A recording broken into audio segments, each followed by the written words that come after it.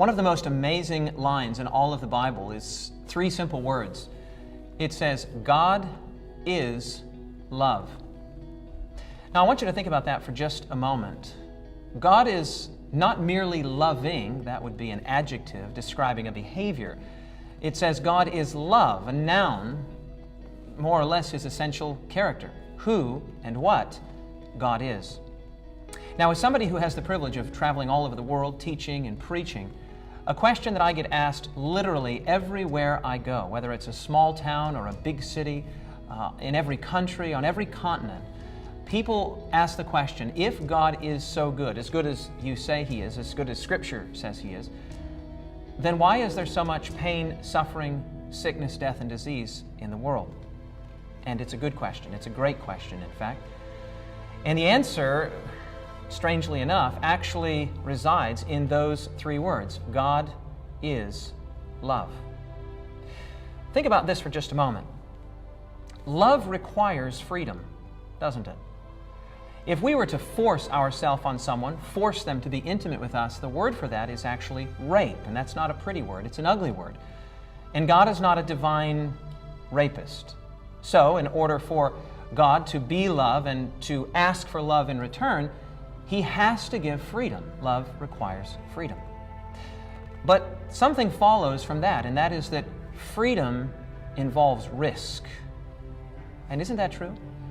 Anyone who's ever had their heart broken or anyone who's ever been betrayed by someone close to them knows that freedom involves risk. If someone is genuinely free to say, I don't, only then, when they say, I do, is it meaningful and beautiful. Now, there's a third thing that follows, and that is that risk entails responsibility. So, follow the three. Love requires freedom. Freedom involves risk. Risk entails responsibility. And the Bible tells one of the most amazing stories about how the world came to be in the condition in which it's in. In fact, that whole story can be summarized in just 5 words that Jesus spoke in Matthew chapter 13.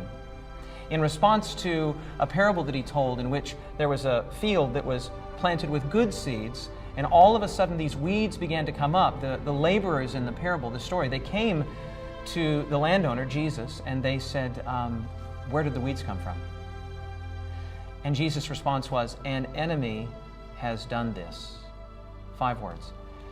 This enemy, the Bible simply calls Satan. It's a transliteration of the Hebrew word Satan. It means enemy, adversary, one who stands against. And the amazing thing is that God made this being not as an enemy, but as a friend, as a beautiful, happy, holy being. And then God gave that being an important, precious, and beautiful, yet dangerous gift. He gave that being the gift of freedom. And as we've already discussed, love requires freedom, but freedom involves risk, and risk entails responsibility. And that being, according to this book, abused and misused that freedom. And all of the pain, suffering, sickness, death, and disease that we see in the world today is the direct result of an angelic rebellion against the government of God and against His love.